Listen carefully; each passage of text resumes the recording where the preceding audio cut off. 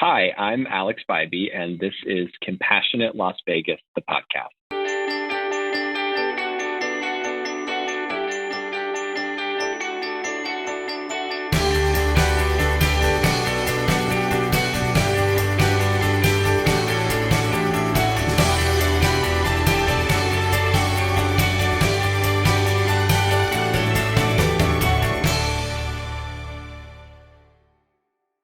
Hello and welcome to Compassionate Las Vegas, the podcast. I'm your host, Will Rucker, and I want to thank you for joining the show today. With us at the podcast, we're live and in living color. It's Alex Bybee. I am so excited to have him on the show and to share his story and the work that he's doing right here in Las Vegas. As someone that is a lifelong Las Vegan, I think that's how you say it, it's going to be really interesting to discover how he views compassion in our city. So, Alex, welcome to the podcast. Thanks so much, Will. It's exciting to be here and trying to figure out if you look directly into the camera or you look into the Zoom tile to my left. One of the unique ways that we are together in the pandemic times. Yeah, it's so different.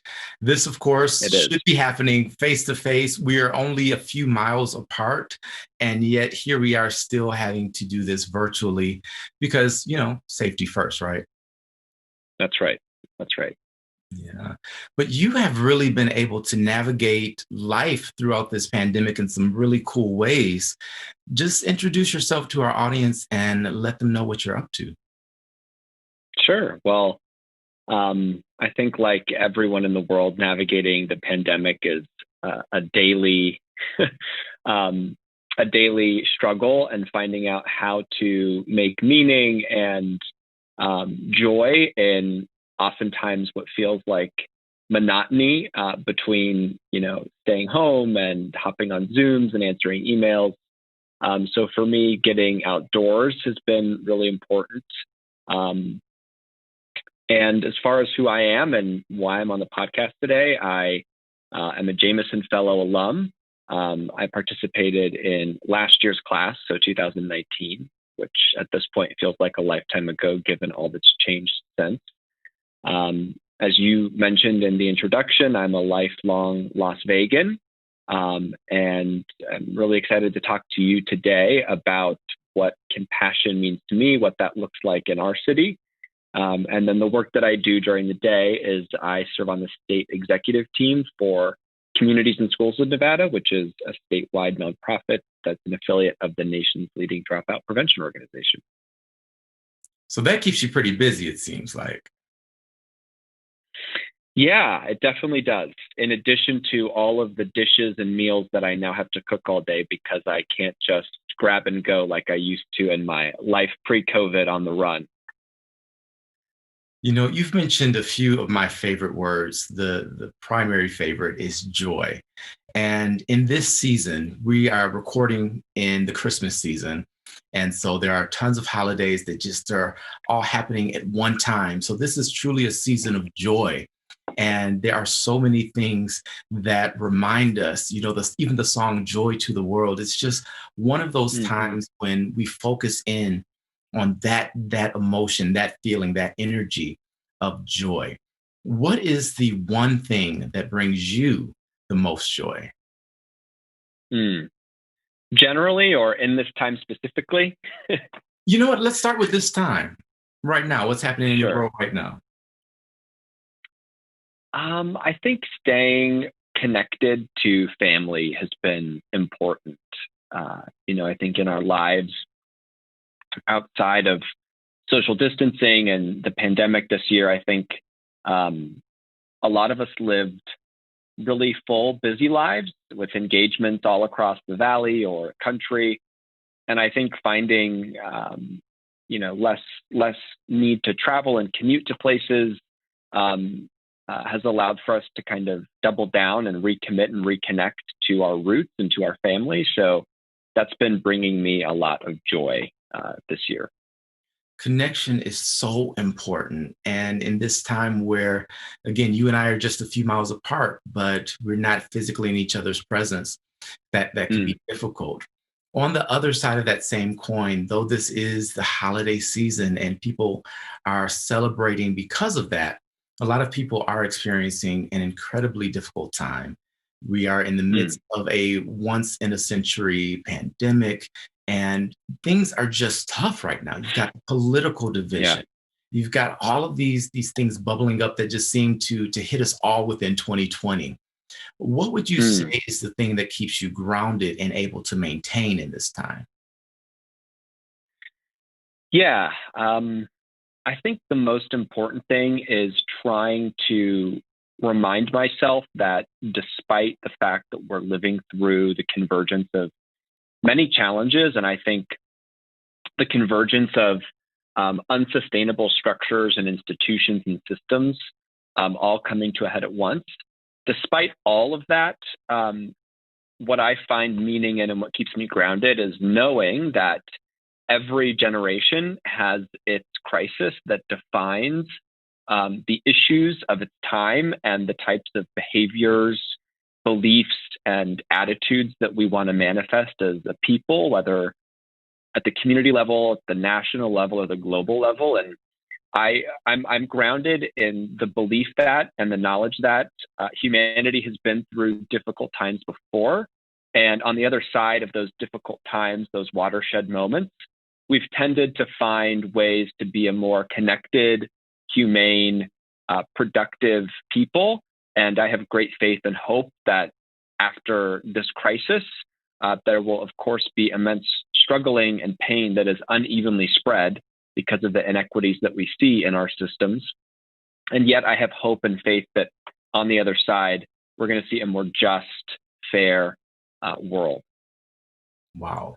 Now that is why I asked you to join the podcast, because just the way that you phrase and think about things, it's just so powerful and it's captivating. Thank I'm you, just Will. like lost, like just keep talking, just say more because it's really good. But Thank you. no, you're very welcome. One thing that you mentioned, of course, is that the idea of an unsustainable system. And we've had Mm, several shows this season in particular that are dealing with the systems that are in place and the structures that help us to maintain life as we know it. And I use the word help intentionally there because for a lot of people, it's hindering. And with the systems, whether it's systemic racism or mm, income inequality, whatever we may be dealing with, my perspective is that at the root of all of that is a need to develop compassion in all strata of humanity. So whether you mm, are, a single mom on a fixed income, or you're Bill Gates and you've got, billions, mhm, we all need to develop that compassion to a greater degree.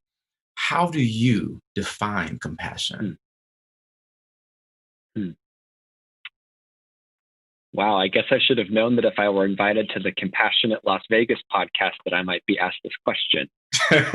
But as you shared in our pre-meeting just a few minutes ago, sometimes that lack of preparation can lead to a more organic response. So I guess the audience will be grappling with me as I attempt to find a definition that matches.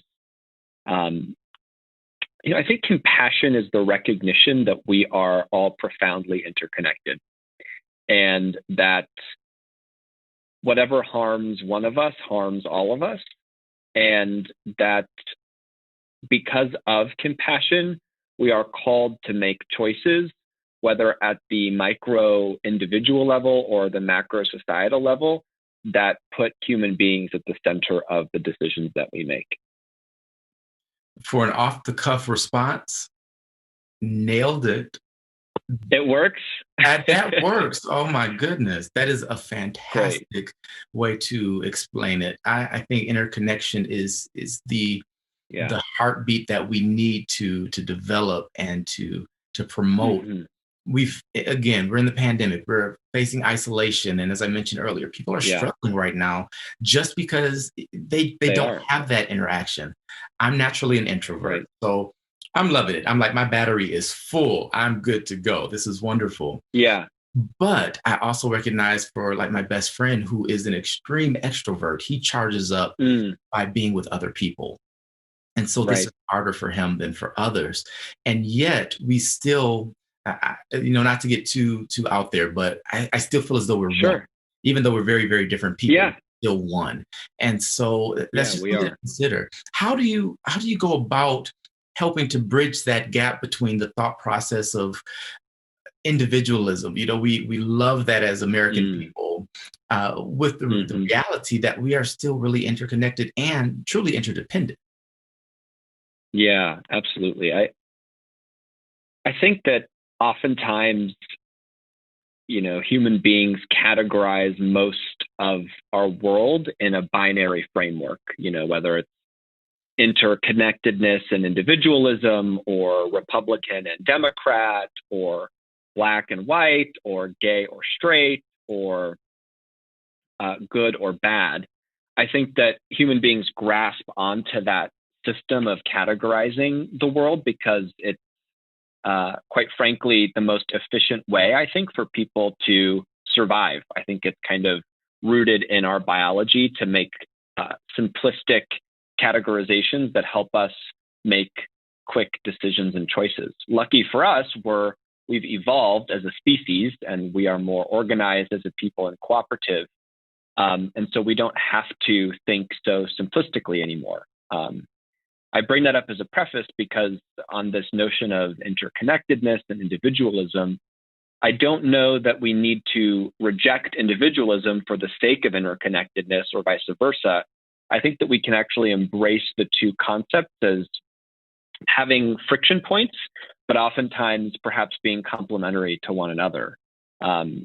People need to have a sense of their identity as unique and a part of them, and that is sacred for a lot of people. And that doesn't make individualism bad, but it can turn into a destructive force when we lose sight of our interconnectedness. And I think that our economic system certainly demonstrates what happens when individualism and winners take all systems are at the center of how we transact and how we do business and earn our livelihoods. I think that what we see now is an example of an unfettered individualistic system gone too far. And so now we are called to redefine what that system looks like as recognizing interdependence and interconnectedness. And so I hope that in the midst of a global pandemic, we are reminded of that. But even in this conversation we're having, you're a collection of pixels on my screen in a discrete rectangle, and I am on yours, which makes it difficult for us to feel our interdependency because we're existing in our own solitary environments as individuals. And yet, I think this moment is going to paradoxically have an effect on our recognition of our interdependence and interconnectedness because of the struggling and pain that we see on such large scales in this country and across the globe. That's very interesting. And I think you're right. I think that we will see at the end of this, and we're already really starting to see in a number of ways, the revelation that people do matter, and that it's not, the fancy car, it's not being able to jet set and some of these other things that we've aspired to as a culture, but it's really the Right. fact that those that are essential are the ones that serve each other. I wrestle with even using the term essential worker because for many of the quote unquote essential workers, they are really in a forced labor situation, which that's a whole nother episode we can, dive into. I'll come But back on the podcast for part 2. yeah, there we go. But with them seeing that these positions that have been so devalued are essential now, that to me is a bright spot. And it's a way to level the playing field in a sense, because at least now we recognize, yeah, guess what? The person stocking the shelves, they actually do matter. And they're not like a loser Right. or some of the other things people may have said in the past. I mean, you still have people out there that are just, people being people, but, as a collective, They're going to think what they're going to think. Yep. yeah, as a consciousness, we're expanding and evolving to a new place. And I love that. And with you in particular, this conversation is hard for me to have because I'm fascinated by a lot of your viewpoints, and I'm like, where is he getting this from? Because you're a few days younger than me, not much, but a little bit. And it took me so long to even Yeah. begin to get to the tip of the iceberg of some of the things that Mm, you're sharing already. What is it that brought you to this point in life? How did you get there? mm. I have had the immense privilege in my life of having mentors who have chosen to invest time and attention with me from, I think, a relatively young age. And I think coupled that with a genuine curiosity about the world and also a deep empathy within my soul that calls me to understand the systems that we operate in and question how they can evolve in the course of my lifetime to be more humane, to be more just. Um, and in particular, the mentorship piece is really invaluable. I think back to the many people who have walked this earth longer than I have, who've chosen to share lessons or help me navigate difficult conversations or dynamics or decisions. And through all of that grappling, I think it's allowed me to acquire and accumulate the collective wisdom, intelligence, and perspective of those who've been there, done that, so to speak. And I've always deeply listened and valued their perspective and their mentorship. And through synthesizing all of that over the years and being put in difficult positions myself, I think it's helped me to understand the world as it is while still aspiring to the world as I would like it to be, and recognizing that you've got to operate in the systems as they are in order to affect the change that you believe needs to be true for ourselves, for each other, for the planet. Wow. Mentorship is important. And one of the things I've adopted recently is I need a mentor who is hip and young and all of those things. As I also have the mentors that have had that experience. So I love that you Yeah. bring that up. It's so vital, and it shows in just who you are as Hmm. a person that people have Oh, invested in thank you. you. Yeah, and I think that that's something I really want the audience to hear is the seeds that we plant do grow, and the world Mm, that we want to see is the world we're creating today. Let's just treat each other yeah. kindly. How about that? Yes. And to do that, let's start by treating ourselves kindly. I love that. What are some of your self-compassion practices? Mm. Well, I love that you use the word practice because I believe in the experience that we all have as humans on this earth. Uh, we don't achieve an end stage of enlightenment, and therefore everything that we do is a practice. And that's certainly true for self-compassion. Um, those listening that know me wouldn't be surprised to hear me say that I am really tough on myself. My self-talk isn't always the most positive. I certainly wouldn't say the things that I say to myself to my friends and loved ones. And I bring that up because I think it's important to share openly and honestly our interior lives and what shows up for us in our heads that we don't always communicate outwardly to the world because we're scared to allow that part of ourselves to be visible. And I bring this up related to your question about self-compassion because sometimes I think that self-talk gets in the way of self-compassion for me. I feel like I need to earn self-compassion, like there's some sort of input that needs to occur before the output. So for example, do I need to achieve these 5 things before I can, treat myself to a walk? Or even some days I just hop online and find that it's the afternoon and I haven't eaten yet for the day. And I think that we live in a world where we've all had to work harder than ever before to prove our value. And that's particularly true in a competitive labor market like the one that we're in now. So that's a long preface to answer the following question, which you asked, which is what are my self-compassion practices? for me, it's getting outdoors. It's so important. Getting outdoors, reading, calling a friend or a loved one, getting my heart rate up. Sometimes walking is great, but sometimes I've really got to break a sweat and get my heart rate going to release anxiety. But those self-compassion exercises are so important because we live in a time that is the perfect storm for a crisis of anxiety, both within ourselves and in our communities and globally. And self-compassion is the antidote to those challenges, I believe. Wow. Yes to all of that. I have to get back to getting outdoors again, and I miss it. I used to spend every Sunday morning on Mount Charleston. I would go up there and meditate and just be. And of course, the hike up, would get my heart rate up. So many of the things that you mentioned were things that I was able to do as part of that. And I just stopped. There's no real good reason why I stopped doing that other than I just stopped, So thank you for that reminder. Sure. Yeah. Well, maybe for the part 2, we should go to Mount Charleston. We'll wear masks and we can record the second podcast from the summit of whichever trail you like up at Mount Charleston. How about that? Let's do it. I'm down. Okay. Sounds good. All right. Self-compassion in action. That's right. Compassion in action. I want you to answer or I should say, complete the following sentences. So I'll say a phrase and then I'd like you to complete it. How's that sound? All right, let's do it. I feel vulnerable when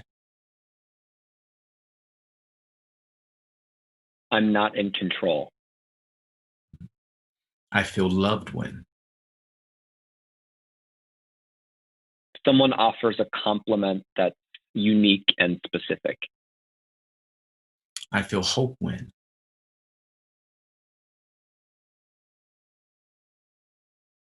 I feel hope when I envision what's to come. Oh, you must be in my notes because that was like the question after this. Last one for you. I feel inspired by people who speak truth. How do you define truth? Oh, goodness. Well, isn't this a timely question given what our former president, Barack Obama, calls an epistemological crisis, where we are all grappling with a shared understanding of the truth? This is a question that's been asked for centuries, right? And we still haven't come up with necessarily a shared definition of the truth. But I think the closest we can get to it is truth is a set of facts that are verified and corroborated by evidence and sources and established over time. And we've got to hold on to those because we will unravel as a people and as a society if we don't recognize a shared truth. So I do an exercise in workshops and when I'm doing certain things where I will put up a color palette of red on a screen. And I will ask the question, which one of these colors is red? And in the big picture, they are all red.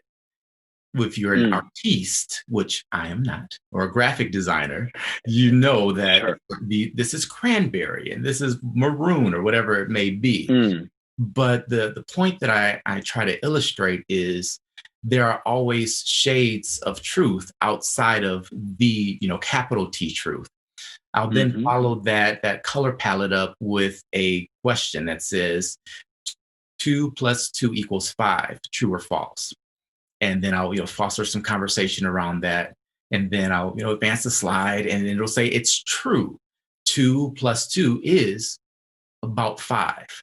And so I think that there is something really special about what's happening, particularly in our political environment where we have alternative facts, where it can challenge us and help us to grow and become more aware of the 7+ billion perspectives of truth that exist, being able to validate those perspectives, to even accept those perspectives as true while still maintaining our own.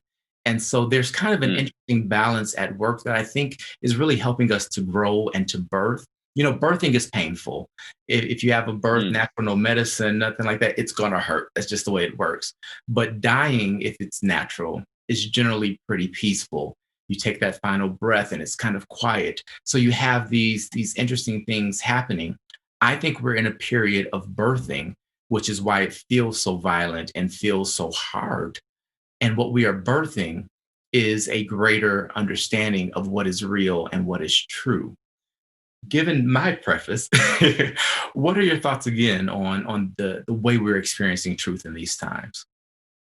Mm. Yeah, I think that there's, the exercise that you brought up around the color red and the shades that accompany it. Certainly, there's at least an objective truth that those shades of red belong in a particular category. And so, while it's true that our perspective shapes what we see, there's still a truth, right? There's still the recognition that we have come to an agreement as a people that when we see a particular color, that it belongs in a family of colors.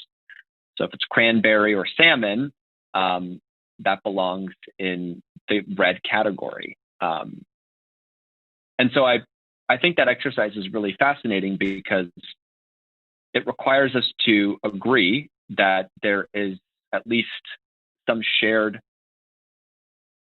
similarities between the different shades of red. And yet I may see it differently because I have, an Apple iMac Retina display, and someone else may be looking at it from their Samsung phone, and the way the pixels are, show up on the screens are different, and so they may arrive at a different conclusion. But that doesn't change the fact that there's some shared truth there. And I think what's different about this moment is that there are those who are saying red is green.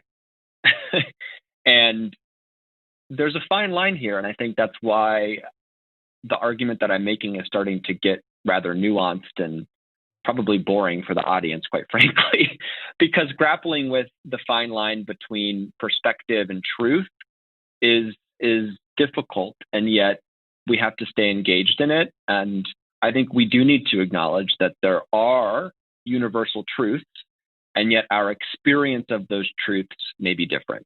And those are two different conversations, I believe. Wow, our experience of the truth may be different. I like the way that you, Right. you position that. And for the audience, I am coming back to the imagining Vegas question, I promise. But I've got to ask this first. Given that there are a lot of people, far more than I ever would have imagined, that are saying, no, this is green when it's clearly red, maybe a shade of red, but it's clearly not green. We know it, at least we know what it's not. Like we can agree on that, right? How do we still employ compassion when people are hostile against the very notion? Yeah, I mean, I actually spend my time thinking a lot about this question. How do I hold compassion in my heart for leaders who I believe are intentionally distorting the truth for their own personal interests? And I think what's true about the human experience is that we all have traumas in our lives that cause us to behave the way we do, make associations the way that we do, think the way that we do, speak the way that we do, act the way that we do. And for those who look at red and attempt to convince the world that it's green, there's something in their experience that has called them to undermine that shared set of reality and truth. Whether I think the behavior is justified and whether we need to hold them accountable is a different conversation than whether or not you have compassion for them. So I actually think compassion and accountability are, where those two things meet. I think that's what justice is. And I think that over the Alex, next few years, yeah. Alex, gotta pause you. I'm sorry. I hate interrupting. Okay. And I need you to say that again. Let's see if I can say it again. Compassion and accountability, where those two things meet, that's where justice begins. That's yes, so much yes. I'm So sorry. much yes. Please So, go ahead. Sorry to interrupt your thought. That was just so good. We had to crystallize it and get that again. no, I'm glad that you did. And I think in person, it's so much easier to interrupt and have more of a natural flow. And sometimes on Zoom, that can be more difficult. But, all this to say, every human has their sets of traumas and experiences that inform the way they show up in the world. And so for those that look at red and convince people that it's green, we do have to have compassion for them, and yet we also have to hold them accountable. What does holding someone like that accountable look like? And the reason I want to dive into that just a bit is let's take it away from leaders, because leaders are, I don't want to act like it's a caste system, but I mean it kind of is. But that's another podcast too. But yeah, let's just call out the systemic inequities like they are, right? Yeah. But Yeah. let's bring it down to just our relationships on a community level, a family level. We have, Okay. the aunt that has been convinced by, whatever cult is out there right now that, this is true and this is happening and these people are doing these horrible things. How do we hold that type of person accountable while still being compassionate, recognizing their trauma? Because you're absolutely right. A lot of this stems from even childhood traumas. So with all of that kind of happening at the same time, where do we even begin? Maybe that's the question I should ask. Yeah. Again, super timely question, because just before you and I hopped on the Zoom for this podcast, I went and checked the mail and I got this newspaper, or it was purporting to be a newspaper. It looked like a newspaper. It smelled like a newspaper. It presented as a newspaper. And yet the words on the page are fundamentally untrue and misleading. So, for example, on the cover of one of the sections, it shows that there are several states that are still yet to be called for Joe Biden because there's pending litigation. And when the truth is presented in a package that lends itself credibility or authority or legitimacy, for those who may not yet have cultivated or refined the ability to discern what the agenda of a particular entity is in purporting a set of facts, I think that that's the real difficulty. And so what does accountability look like for the family member who chooses to believe a story that is factually incorrect? I think it goes really powerfully to questions about our rule of law and the systems that we use to govern ourselves, and how private platforms and companies have transcended what we would see as the traditional press, right? So, for example, Facebook and Twitter are not inherently news organizations. They were designed and intended to be platforms where people could connect. And that's the story that they tell us, is that they're creating online community. Well, intention, and what happens when billions of people grasp onto an intention and it develops its own evolutionary life cycle, the company is ultimately now responsible for whatever their platform is the arbiter of. And so I bring all of these kind of threads up and weaving them together to say that we have a First Amendment that guarantees freedom of the press and freedom of speech. And that is a treasured and cherished part of our constitutional rule of law. And yet we live in 2020, where the people who designed the Constitution could never have perceived of private corporations that can disseminate knowledge transnationally and have users on those platforms stamp it with the appearance of legitimacy and credibility. And so I don't know necessarily that you can go to an individual who's choosing to believe a set of data or information or facts that are incorrect, that yet determine how they perceive the world. I don't know that the conversation should be, how do we hold that person accountable? I think the conversation should be, how do we hold these platforms accountable? And how do we educate through our public schools citizens who have the critical thinking ability to know which institutions that are arbiters of the truth are giving information that is factually accurate. So I think that it's a constellation of a lot of very difficult and obstinate challenges that we're going to have to answer over the next decade and beyond. Yeah, our democracy is only as strong as our educational system. And I stole that quote from someone, I forget who, so I'll give you credit if I remember. But what you just said really brings us back to really how we started, which is dealing with unsustainable systems and structures. And this is definitely a bigger topic than we'll be able to deal with today. But we have to look at the very nature of our democracy and how it functions. Things like the Electoral College, people didn't even think about that, years ago, but now it's like a real topic of conversation. And now, right. Millions of people are like, I really wish I had paid attention in my government class. Like, that would have been helpful now. Yeah. So, we're in a different space. Time has flown by. This has been so amazing for me. Thank you for joining the podcast. I know our audience is grateful for what you shared. As we close, I just want you to share your vision for Las Vegas in the future. If you had that magic wand and you could remake Vegas into exactly what you think would be ideal, what would that look like? It would be more integrated, and it would be